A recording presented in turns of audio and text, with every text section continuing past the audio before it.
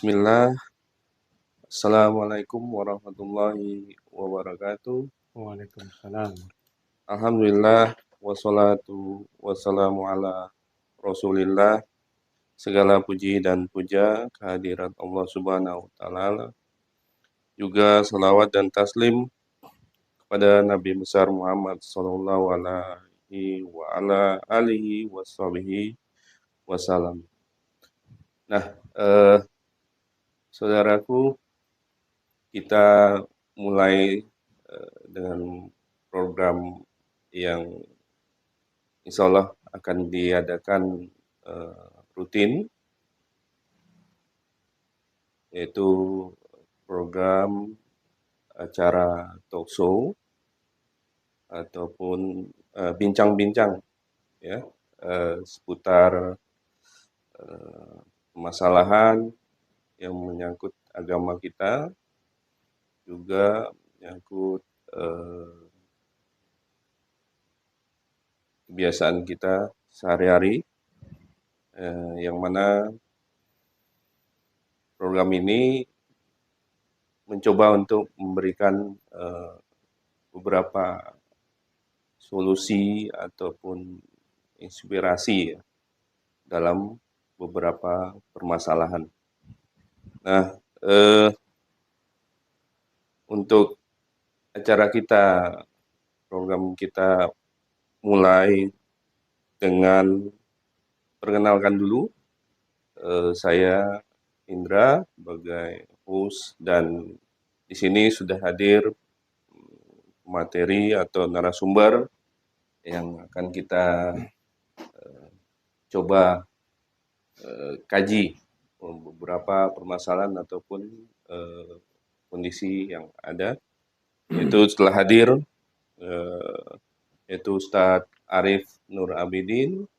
Ya, Ustadz. Assalamualaikum warahmatullahi wabarakatuh. Waalaikumsalam warahmatullahi wabarakatuh. Nah, beliau adalah pimpinan mudir dari Pondok Pesantren Salafiyah Ibnu Abbas Tanjung Pinang. Juga sebagai kepala sekolah ya, masih Ustaz ya? Masih Kepala merangkap sekolah. dulu sebagai kepala sekolah Kepala sekolah di program ULA. program ULA ya. Jadi Pondok Ibnu Abbas ini, Pondok Pesantren Salafiyah Ibnu Abbas, punya beberapa lembaga pendidikan, yaitu PAUD, kemudian Salafiyah ULA, Salafiyah Wusto, dan Salafiyah Ulia. Nah, untuk kita mempersingkat waktu mungkin, ya, kita coba ini, ingin berbincang-bincang dulu dengan Ustadz Arif. Namun untuk episode kali ini kita tidak langsung ke beberapa permasalahan, tapi lebih pada perkenalan ya, perkenalan dengan pencetus ide program acara ini, dan juga salah satu masuk bagian dari tim acaranya. Nah, Ustaz, ini mungkin kawan-kawan ada yang sudah tahu, tapi juga ada yang mungkin yang belum tahu, dan bahkan ada yang ingin lebih tahu lagi. Nah, gitu. Jadi ada beberapa pertanyaan di sini, yaitu diantaranya itu yang paling banyak nih Ustadz ya. Jadi diantara beberapa pertanyaan yang sudah masuk ke tim kita, itu kita urutkan. Nah, ini yang paling banyak teratas itu, pertama adalah memang yang selalu ditanyakan itu sejarah berdirinya, sejarah berdirinya pondok pesantren, terutama pondok pesantren Salafiyah Ibnu Abbas ini. Ya, mungkin bisa, silakan. Alhamdulillahirrabbilalamin wa sallimu ala nabiyina Muhammadin wa ala alihi wa ashabihi ajma'in, amma ba'd. Baik, Pak Indra sebagai pembawa acara dan kaum muslimin seluruhnya, para pemirsa Ibnu Abbas TV yang insya Allah kita berharap adanya tayangan-tayangan dari program ini akan banyak memberikan informasi dan edukasi, khususnya kepada kaum muslimin tentang pendidikan, tentang keluarga, ya, tentang apa saja yang insya Allah sangat penting untuk kita bicarakan bagaimana persepsi atau perspektif agama di dalam masalah-masalah tersebut. Maka insya Allah ini adalah merupakan acara yang sangat kita harapkan bisa berkembang. Baik, para pemirsa sekalian, di mana saja berada, ini suatu pertanyaan yang memang harus didahulukan, Pak. Iya gitu ya. Karena tentunya sejarah itu memiliki suatu nilai tersendiri Iya, bagi sebuah perjalanan, gitu kan. betul.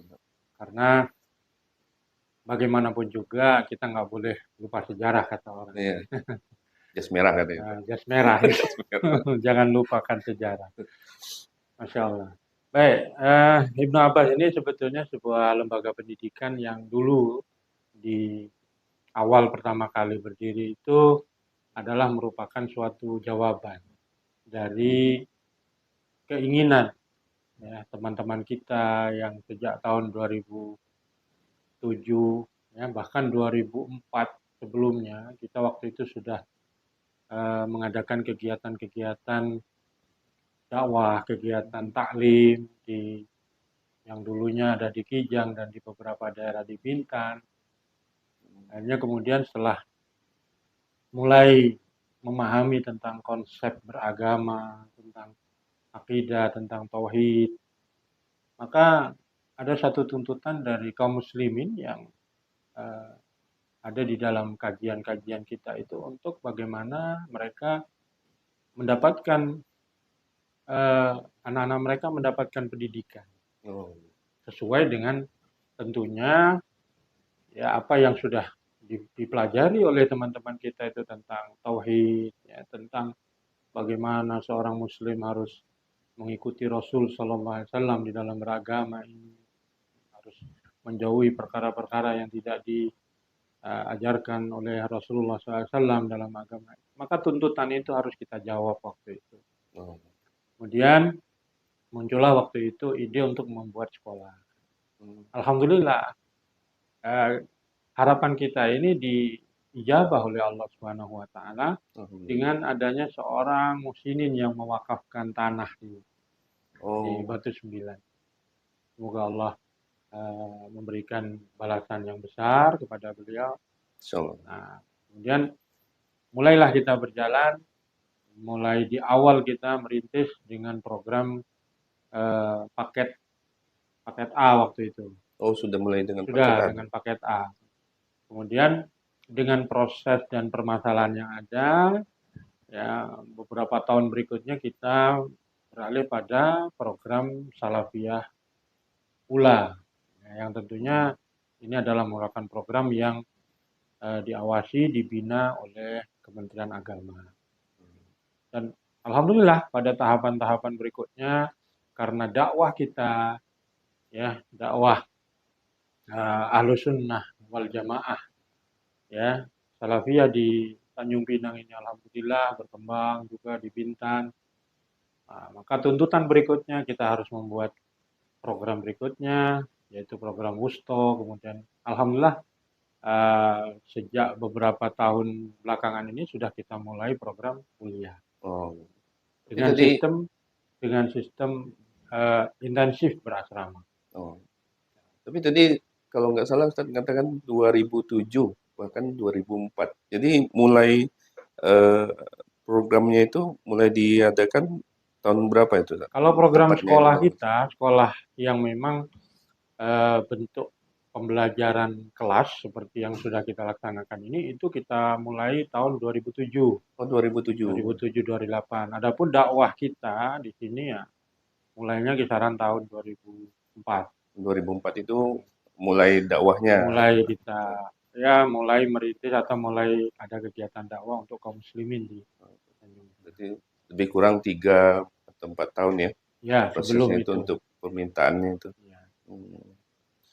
Ya, ini sampai sekarang sudah punya program Salafiyah Ulia Salafiyah mulai dari PAUD tadi dari kita PAUD sudah ya tadi, sebutkan, dari PAUD, kemudian kemudian Ula, Salafiyah Ula, kemudian Salafiyah Wusta, Wusta, kemudian Salafiyah Mulia. Ulia.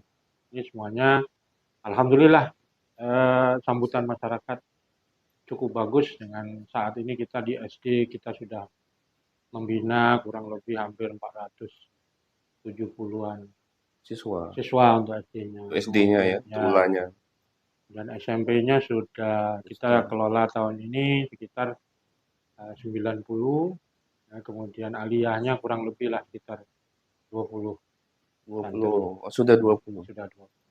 Masyaallah. Ya, eh, nah ini beralih ke, kan sudah mulai dengan lembaga pendidikannya, Ustaz. Iya, Ya, berarti ini dasar-dasarnya kan juga harus ada ini. Nah, iya. jadi apa hakikat pendidikan dalam Islam dan realisasinya, Ustaz, dalam konsep dasar pondok pesantren yang Ustaz jalankan? Masya Allah. Ini pertanyaan yang sangat bagus dan menarik sekali karena tentunya seseorang yang ingin uh, mencari sesuatu, Mhm, dia harus mengerti dulu. ya. Minimal tahu apa yang mau Minimal dicari. tahu. Ya. Istilah orang jangan beli kucing dalam karung. Iya, benar. Baik, tentunya karena kita sekolah Islam dan bahkan berbasis pesantren gitu, Ya. kita punya eh, prinsip-prinsip dalam pendidikan yang tentunya kita eh, selaraskan gitu dengan Mhm, ya. prinsip-prinsip ajaran agama itu sendiri. Kalau kita melihat di dalam Al-Quran, sebetulnya eh, pendidikan ini adalah perkara yang sangat asasi sekali dalam kehidupan manusia, bahkan di dalam dakwah seorang Rasul sendiri. Ya. Bagaimana Allah Subhanahu wa taala sebutkan di dalam surah Al-Jumu'ah. Allah Subhanahu wa taala berfirman, "A'udzubillahi minasyaitonir rajim. Walladzi ba'atsa fil ummiyina rasulan minhum." Dialah Allah yang mengutus dari golongan orang-orang ummi. Mhm. Ini yang menarik ini Allah mengatakan diutusnya seorang rasul dari golongan orang-orang ummi. Maksudnya, Ustaz? Nah, jadi orang ummi ini sebetulnya kan orang-orang yang memang membutuhkan Hmm, membutuhkan sesuatu gitu kan. iya, iya. Kalau istilah orang sekarang kan ummi itu dipahami atau diartikan secara singkatnya itu kan nggak bisa baca, nggak bisa tulis gitu. Ah, iya. Ya, meskipun mungkin dalam pembahasan yang lain ummi ini mungkin memiliki makna yang lebih ya lebih kuat gitu maknanya bukan hanya sekedar baca, tidak bisa baca, tidak baca tulis gitu. Bukan sekedar panggilan Nah, ibu aja ya. makanya kemudian konteksnya apa ketika Rasul diutus dari golongan orang-orang ummi? Berarti Hmm, Rasul ini memang ditugaskan oleh Allah Subhanahu wa taala untuk suatu misi, iya. misi perbaikan, misi pengembangan, misi penyelamatan. Mhm. Nah, inilah sebetulnya pendidikan itu sendiri. Jadi, hakikat dari pendidikan itu yaitu menyelamatkan, mengembangkan gitu. Bahkan Hmm, ya mengarahkan orang itu untuk menjadi lebih baik. Itu hakikat daripada pendidikan yang kita pahami dalam. Kemudian Allah Subhanahu wa taala menyebutkan programnya, program hmm. Rasul itu sendiri. Ada programnya. Ada program Rasul minhum yatlu alaihim ayatihi. Ya. Jadi Rasul itu punya program membacakan kepada orang-orang ummi itu ayat-ayat Allah. Hmm, Jadi mengenalkan Allah. Ya, ini konsep dasar yang nggak boleh dilupakan bagi suatu lembaga pendidikan. iya, iya. Bagaimana lembaga pendidikan Islam itu harus mengenalkan Allah. Ya, bukan perkara lain. Iya. Kalau yang lain-lain itu, nah itu istilahnya mungkin tambahan. Bonusnya, Bonus. bonusnya. Tapi yang perkara utama adalah Perkara utama pengenalan harus tauhid sekolah ini. itu, lembaga itu harus mengenalkan muridnya kepada tentang Allah. Siapa Allah? Apa hak Allah? Yaitu ditauhidkan, diibadahi, tidak disekutukan. Yatlu alaihim ayati. Sehingga anak-anak ya termasuk di sini bentuk wujudnya itu kita ajarkan tauhid, kemudian kita kenalkan kepada mereka, kita biasakan sholat berjamaah dengan tertib dan lain sebagainya. Yatlu alaihim ayatihi. Yang kedua wa yuzakkihim, yaitu tazkiyah. Iya.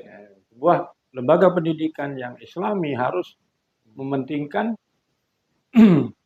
prinsip yang kedua, yaitu prinsip tazkiyah, mensucikan jiwa. Oh gitu ya. Karena manusia ini kan kecenderungannya sebetulnya ya suka yang kotor-kotor gitu. Artinya ketika manusia itu jauh dari agama, maka kecenderungannya mesti yang kotor-kotor, yang rusak-rusak. yang rusak, kecenderungannya. Makanya di sini proses tazkiyah, mensucikan jiwa seseorang dengan ajaran-ajaran agama, dengan tauhid tadi, dengan akidah yang murni, gitu kan. Nah, itu nanti akan berimbas kepada bersihnya jiwa, munculnya ketawaduan, munculnya kesabaran, munculnya ketergantungan yang kuat kepada Allah. Yang ketiga, program Rasul itu yang diperintahkan oleh Allah Subhanahu wa taala, wa yu'allimuhumul kitab, mengajarkan kepada mereka, orang-orang yang didakwai tadi itu, Alkitab, yaitu hukum-hukum Allah Subhanahu. Dikenalkan halal, haram. Oleh karena itu, aplikasinya apa di dalam pendidikan kita? Ya, dalam pendidikan kita di pondok kita ini, aplikasinya yang pertama ada prinsip tazkiyah, mensucikan, membersihkan. Jadi materi yang kita ajarkan kepada anak-anak kita adalah materi yang sudah kita yakini bahwasanya materi ini adalah materi yang sahih, materi yang benar. Kalau seandainya itu sebuah perselisihan pendapat, maka yang kita ajarkan kepada anak-anak itu tentang perselisihannya itu kemudian kita sampaikan kepada mereka pendapat yang lebih kuat dari sisi dalilnya. Jadi tidak sembarang kemudian kita ajarkan sebagai sebuah program pendidikan, tidak. Di situ ada proses tazkiyah. Jadi membersihkan dulu. Kalau mengajarkan tafsir, ya penafsiran yang kita yakini sebagai penafsiran yang paling benar. Kalau kita mengajarkan fikih, ya kita yakini apa yang kita ajarkan itu adalah pendapat yang paling kuat dan lain sebagainya. Kemudian yang kedua, aplikasinya adalah dengan tarbiyah. Jadi selain tazkiyah, mentarbiyah. Tarbiyah itu proses membiasakan. Kalau pada tingkat anak-anak kan tentunya dengan membiasakan saja dulu. Jadi ada program tarbiyah. Kalau SMP dibangunkan 3:30 untuk itu pembiasaan bangun malam. Kemudian membiasakan membaca Al-Quran, membiasakan. Nah ini proses tarbiyah, sehingga proses ini pun akan kita terus pantau sesuai dengan konsep dasar tadi. Insya Allah itu yang kita anggap sebagai prinsip, ya, yang kita nggak boleh tinggalkan. Berarti mulai pendidikan itu memang mesti mulainya dari membaca dulu. Ya, mulai dari kalau tadi yatlu alaihi, mengenalkan tentang Allah. Jadi Allah, seseorang itu kalau sudah mengenal Allah, dia akan mengenal dirinya. Jadi nggak kebalik, Ustaz? Bukan kebalik. Oh, enggak ya? Mengenal dirinya lalu mengenal Allah. Ya. Mengenal Allah dulu. Mengenal Allah. Orang yang mengenal Allah, dia pasti akan mengenali dirinya dengan benar. Kalau orang mengenali dirinya dulu tidak mengenal Allah, jangan-jangan dia mengenali dirinya sebagai orang yang hebat, gitu kan? Karena dia belum kenal Allah. Gitu. Benar. Tiba-tiba dia mengenali dirinya, sehingga dia menganggap dirinya itu orang yang dicintai oleh Allah. Padahal mungkin Allah nggak suka sama orang seperti itu. Jadi mengenal Allah dulu. Mengenal Allah, baru orang itu akan bisa mengenali dirinya dengan. Yang pertama. Kemudian tadi yang kedua, ada tazkiyah, mensucikan hati jiwa. Yang ketiga adalah taklim, pengajaran. Ustaz. Baik. Eh, Kemudian adanya lembaga pendidikan ya, diantaranya termasuk di dalamnya adalah pesantren ya. Nah, itu kan banyak nih beberapa pesantren gitu kan. Sebelumnya juga sudah ada pesantren.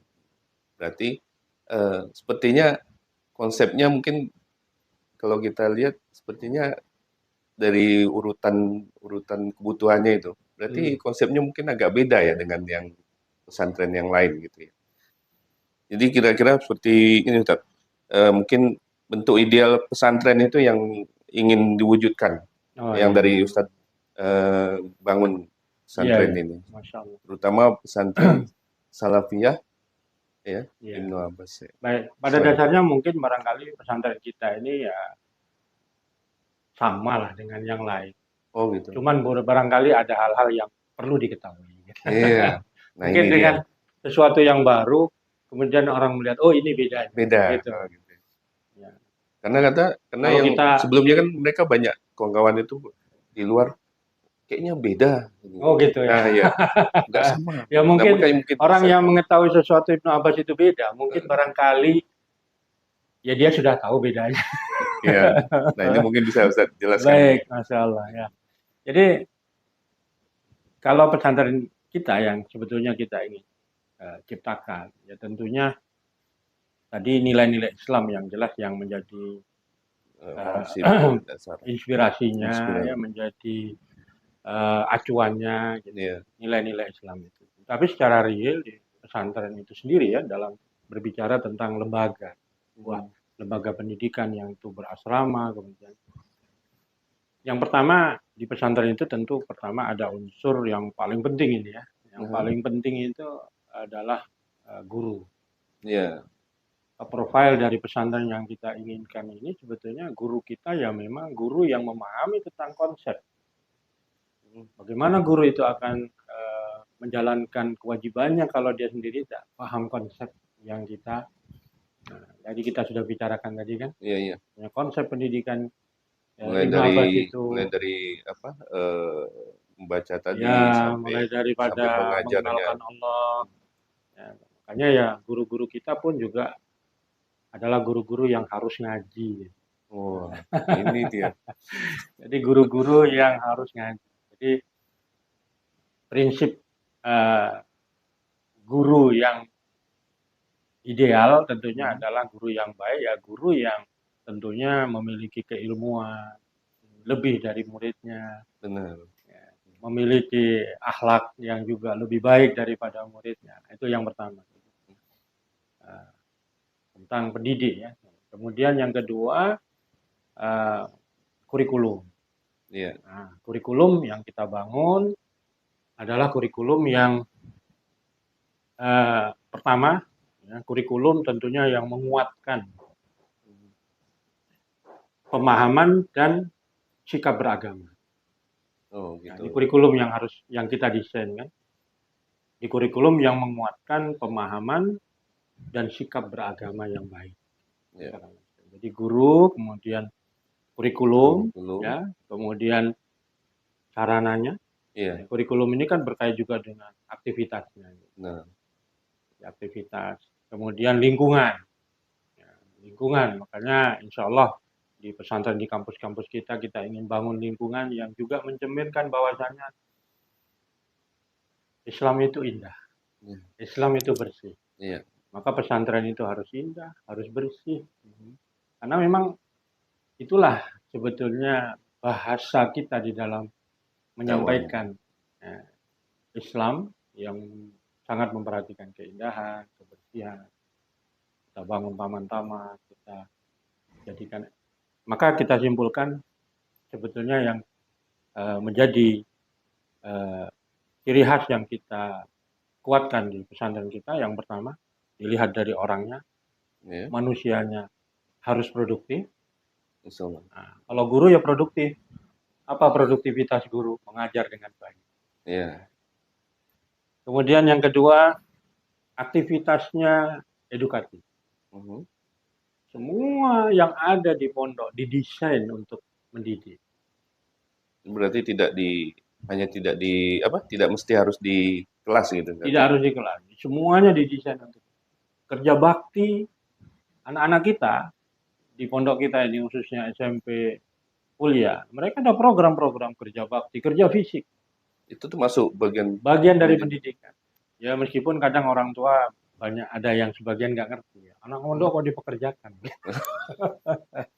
Padahal intinya sebetulnya ketika mereka diprogramkan seperti itu dengan tidak diprogramkan seperti itu, perbedaannya sangat jauh. Dari sisi kesemangatan, kesungguhan, kekuatan fisik berbeda. Makanya juga hal-hal seperti itu kita masukkan di dalam konsep dalam pondok kita ini dengan istilah ungkapan manusianya Ya, produktif, kegiatannya kegiatannya aktif. edukatif, lingkungannya rekreatif. Wah, Tiga hal ini yang berarti mudah-mudahan kita akan menjadikan pondok kita ini uh, ya tadi itu idealnya. ideal.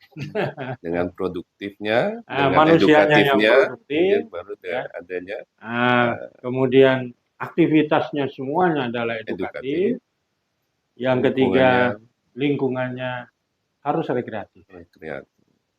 Berarti nggak jauh-jauh nih kalau mau rekreasinya. Nggak perlu ke Singapura. Berarti Barakallah. pendidikan ini kurikulumnya berlaku dari pagi sampai ke pagi Iya, lagi berarti. untuk program intensif, Hmm. jadi wusta, ulia itu memang kita programkan dari mulai bangun tidur sampai anak menjelang tidur lagi itu adalah merupakan sebuah proses yang terawasi, terpantau, terevaluasi, gitu kan. Dalam Sehingga dalam edukatifnya itu. dalam tadi itu baik manusianya, anak-anak kita didik untuk menjadi orang-orang produktif tadi, Oh, ya kan. gitu. Kemudian eh, kegiatannya, ya, Lalu edukatif, lalu kita awasi agar menjadi kegiatan yang edukatif, yang mendidik, ya, kemudian menciptakan lingkungan yang rekreatif yang itu. rekreatif. Masya Allah. Nah, kemudian nih tentu kan dalam menjalankan apa saja kegiatan itu kan tidak terlepas dari tantangan dan Ya, hambatan ya. ya itu. Nah, jadi kalau untuk Ibnu Abbas sendiri nih Ustaz, eh, tantangannya seperti apa Ustaz? Apa yang dihadapi pondok selama mulai berdirinya sampai sekarang, kemudian untuk keterbukaannya arus informasi, ya Ya, ini ya. penting ini. Masya Allah, ini memang saya kira Pak Indra ya, tantangan lembaga pendidikan masa kini memang itu ya. Karena harus keterbukaan informasi, kemudian juga mungkin perubahan pola gitu kan, Hmm. pola pikir dan juga pola sikap dari orang-orang manusia sekarang ini kan tidak seperti dulu. Gitu. Oh, ini beda ya. Kalau dulu mungkin ya kalau misalnya orang mau tunggu berita aja kan masih nunggu seminggu gitu. Kalau sekarang orang dituntut untuk cepat gitu Cepat. kan, cepat berubah, Hmm. kemudian maunya instan dan lain sebagainya. Saya kira ini zaman seperti ini sekarang ini sudah mulai nampak Hmm. rasa pengaruhnya terhadap santri-santri gitu ya. Iya. Ya. Kecenderungan santri sekarang itu mungkin nggak seperti dulu gitu. Kalau Hmm. dulu kan mungkin karena eh, karakter orang itu masih harus nunggu, Hmm. jadi kecenderungan sabar itu masih. Nah, sekarang Misalnya. murid maunya cepat gitu. Berarti rasa ingin tahu jadi lebih besar. Tentunya begitu. Contohnya begini sekarang, mungkin anak menghafal sekarang itu Hmm. untuk sabar mau menuntaskan satu juz itu mungkin bagi mereka nggak nggak bisa cepat gitu. Iya.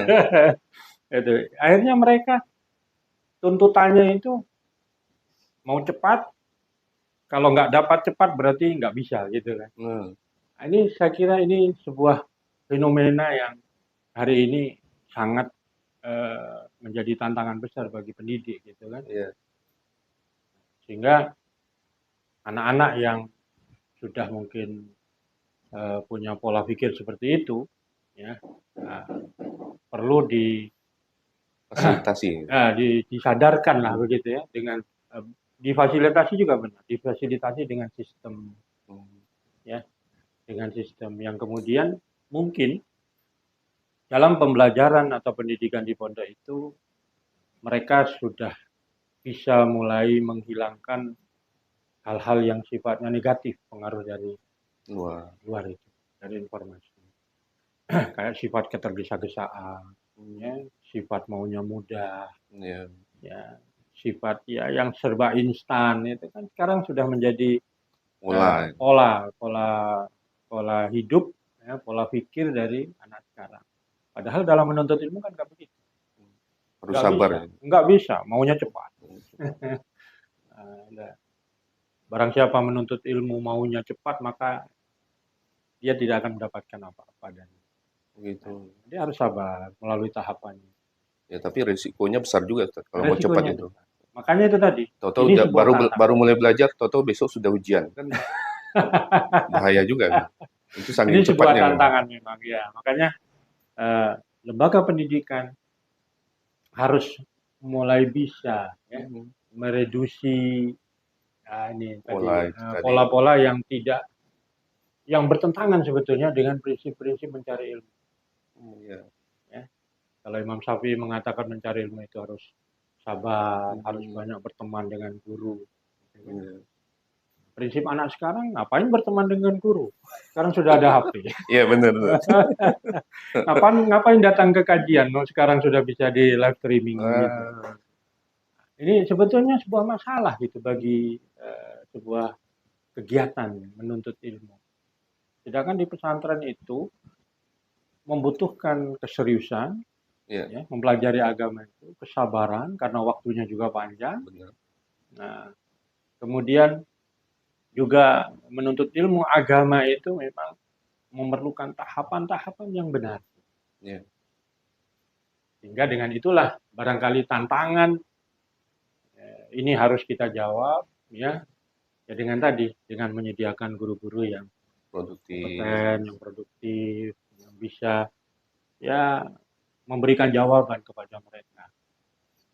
Sehingga anak sudah mulai mengerti konsep yang sebenarnya menuntut ilmu, apa yang harus dia lakukan di dalam menuntut ilmu. Nah, maka dia akan dengan sendirinya bisa menyesuaikan dengan uh, kegiatan menuntut ilmu di pondok pesantren. Hmm. Berarti memang harus sabar itu yang utama dulu, Ustaz. Betul, Ya. betul. Karena ketika kita sudah niatkan sabar, kita lakukan sabar. Tapi ketika lihat tahapannya begitu banyak, nah ini mulai berkurang ini. Nah, betul. Bahkan ada semacam indikasi-indikasi yang mungkin barangkali bisa kita katakan uh, umum ya di Ya. lembaga pendidikan. Anak belajar agama 3 tahun di Hmm. program Mustola misalnya. Ya. Tetapi ternyata proses ini tidak memberi pengaruh gitu. Karena saking kuatnya tadi ya, baik Ya. mungkin pemikiran anak itu sendiri atau juga pengaruh dari orang tuanya. Tuntutan Sehingga ketika juga. tamat sudah kelas 9, Ya. dia mulai mikir, dia pengen sekolah di SMK. Nah, Dia sudah mikir, pengenlah sekolah di SMU. hmm, Padahal sebetulnya tahapan 3 tahun ini kan belum ya, belum, belum belum bisa. apa-apa. Tapi karena ketergesa-gesaan tadi. Dan Ya. juga mungkin karena proses mereduksi Pola pemikiran pikiran. yang menjadi masalah ini tadi, itu belum berjalan dengan baik. Didukung mungkin oleh orang tua yang juga tidak memahami tentang pendidikan Tujuannya. pesantren itu sendiri. Jadi orang tua itu hanya sudah yang Ya. penting aku masukkan anak saya di pesantren. Dia Ya. sudah pasti hebat ilmu agamanya. Ya. Ini saya kira sebuah kesalahan di dalam memahami pesantren. Berarti orang tua juga harus ikut ya. Harus ikut, harus paham tentang apa itu pesantren, kenapa dia memasukkan anaknya ke pesantren. Dan Kalau dia, tujuannya. iya, kalau dia belum sampai kepada pemahaman, aku masukkan pesantren agar anakku betul-betul istiqomah belajar agama sampai kapanpun. Ya. Itu baru akan terdukung pendidikan pesantren. Artinya anaknya juga, orang tuanya juga Orang punya tuanya kebutuhan yang sama gitu. punya kebutuhannya. Ya. Ini yang memang harus dijawab oleh pesantren. Berapa? Kemudian, nah ini dalam episode kita kali ini mungkin jadi pertanyaan terakhir, Ustaz. Iya, Karena mungkin mengingat waktu juga. iya. Ada kira-kira pesan dan harapan dari Ustadz sendiri yang sebagai mudir menjalankan kegiatan pondok pesantren Ibnu Abbas ini untuk kaum muslimin Ya, tentunya untuk kaum berkaitan muslimin. dengan pendidikan pesantren itu tadi. Ya, ya. Para pemirsa sekalian, Ibnu Abbas TV di mana saja berada, dan ini kesempatan yang baik bagi kami untuk menyampaikan eh, apa namanya, pesan-pesan Iya, ya kepada kaum muslimin, bahwasanya bagaimanapun juga pesantren itu memiliki nilai keunggulan yang sangat tinggi dilihat dari sisi pendidikan agama. Karena seseorang tanpa memahami agama dengan benar, sebetulnya dia orang yang tidak akan mengerti tentang bagaimana dia hidup. Ya. Kemudian yang pertama tentunya untuk apa dia hidup. Kalau orang tidak mengerti agamanya, tentu dia tidak akan mengerti tentang apa tujuan hidupnya, kan gitu.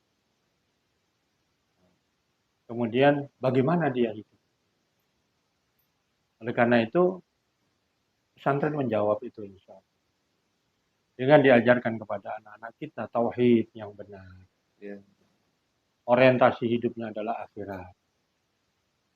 Ya, tentunya tidak ada orang Islam yang benar pemikirannya ketika dia berorientasi hidup akhirat lalu dia meninggalkan dunia. Itu bukan pemikiran atau sikap yang benar dari seorang muslim, gitu kan? iya, Maka dengan konsep akidah yang benar, tauhid yang benar, maka dia mengerti apa tujuan hidupnya, lalu kemudian bagaimana dia hidup di dunia ini, hidup dengan bimbingan Allah, hidup dengan petunjuk Rasulullah SAW. Maka ketika sebuah lembaga pendidikan tidak memberi jawaban itu, maka sesungguhnya kita tidak bisa berharap banyak kepada lembaga pendidikan. terkhusus pesantren ya. Terus pesantren. Oleh karena itu, ini orang tua yang memang memiliki peran penting untuk mengarahkan anak. Yang pertama, orang tua harus tahu ya tentang agamanya itu sendiri, sehingga dia akan bisa menentukan pesantren yang akan bisa membantu dia, orang tua ini, untuk memenuhi kebutuhan pendidikan anaknya sesuai dengan pemahaman agama yang benar. Sekarang gambarannya begini, kalau orang mungkin dia seorang pemain bola atau pecinta bola, anaknya akan disekolahkan di mana? Ya, tentu sekolah bola. Sekolah bola ya.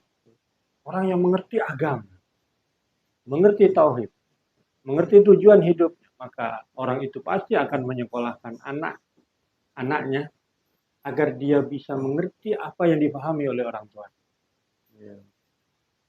Dengan pemahaman yang benar. Itu harapan saya kepada orang tua. Agar orang tua terus belajar, mempelajari agama ini dengan baik, dengan benar, dengan sumber-sumber yang memang bisa dipercaya secara ilmiah. Sehingga akan terbangun pemahaman yang benar, maka orang tua itu akan bisa mengantarkan anaknya dan memilih lembaga pendidikan yang benar-benar bisa membantu dia. Nah, sekolah ini sebetulnya hanya membantu orang tua untuk mengantarkan kebutuhan anaknya kepada tujuan yang bisa jadi dengan pengetahuan dia tentang agama yang benar dan lebih baik, berarti perkara dunianya seperti tadi mungkin bisa main bola dengan lebih baik lagi. Lebih baik lagi. Keberkahan. Ini hanya main bola aja berarti. Yang lain bisa, yang lain bisa juga kan? Tentunya begitu. Itu sebuah analogi saja, sebuah Analogi. permisalan yang barangkali bisa digambarkan bahwasanya memang orang itu akan terbawa oleh pikirannya. Maka karena kita akan kembali lagi ke konsep awal tadi, Ustaz. Betul. Kenali Allah dulu kan, baru bisa yang lainnya. Gitu. Oke, baik, Ustaz. Eh, Sangat inspirasi sekali, Ustaz. Apa yang telah Ustaz sampaikan, kemudian kita sudah mulai dapat nih gambaran. Oh, pesantren itu seperti apa, gitu kan. Yang idealnya mungkin menurut apa pemikiran atau pemahaman ya, Iya. yang ada Kalau program itu itu kan bisa bermacam-macam. macam-macam. Setiap pesantren bisa punya program-program. Tapi yang kita bicarakan tadi itu memang prinsip-prinsipnya Intinya dalam usulan pendidikan agama pendidikan ya. agama. Baik para pemirsa TV Ibnu Abbas ya channel, kemudian nah kita sudah eh, bincang-bincang dengan Ustaz Tarif dan mendapatkan banyak informasi nih ya. Bahkan kita juga baru tahu ini ada eh, prinsip dasar yang dulunya kita taunya kalau mendidik itu hanya sekedar ya, mendidik saja. Ternyata mulai ada tahapan itu, mulai dari mengenalkan itu umumnya membaca, ya kan? Kayak membaca itu sangat penting. Kemudian ada penyucian dulu atau tazkiyah, kemudian ada tarbiyahnya. Setelah itu dalam proses mengajarnya. Dan tentu semua lembaga harus didukung dengan orang-orang yang memang seperti yang Ustadz sampaikan tadi, ya, cukup produktif dan lingkungannya juga, ya ini sangat baik sekali kalau lingkungan juga rekreatif ya. Insya Allah. Sehingga tujuan pendidikan itu tidak hanya di kelas ataupun di sekolah, tapi yang tadi disampaikan bahwa proses pendidikan itu mulai dari bangun tidur sampai tidur lagi. Nah, demikian para pemirsa dan saudaraku, eh, untuk program kita edisi pertama, yaitu edisi perkenalan. Nah, mungkin nanti ikut berikutnya akan kita adakan edisi yang lainnya. Jadi ada beberapa edisi, termasuk dalam edisi yang pertama ini edisi perkenalan itu ada 2. Jadi nanti mulai dari Ustadz Tarif sebagai mudir dan juga merangkap kepala sekolah. Nanti kita akan masuk insya Allah ke depannya dengan program dari Salafiyah Wustonya, Ustadz ya. Setiap program, setiap Nah, lembaga nanti insya Allah akan setiap kita lembaga hadirkan di studio kita. untuk edisi perkenalan ini, Ustadz ya. Insya Allah. Nah, jadi setelah itu baru mungkin kita akan mengadakan edisi yang seperti yang kita rencanakan untuk ngobrol dan talkshow, bincang-bincang permasalahan yang ada di sekitar kita. Insya Allah seperti itu. Demikian saudaraku, kita akhiri dengan doa kafaratul majlis, yaitu subhanakallah wa bihamdik, astagfirullah wa atubu ilaik. Assalamualaikum warahmatullahi wabarakatuh. Waalaikumsalam.